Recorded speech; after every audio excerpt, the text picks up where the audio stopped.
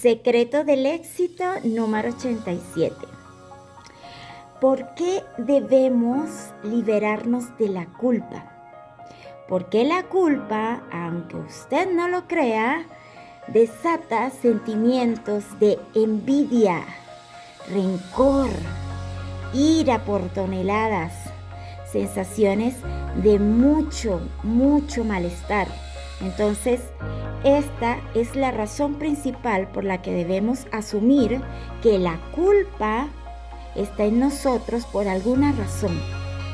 Así que debemos buscar la razón, ir a la raíz, buscar un especialista y trabajar en ese sentimiento de culpa. Pero sobre todo, no permitirle a nadie que te siembre culpas que inclusive no son tuyas.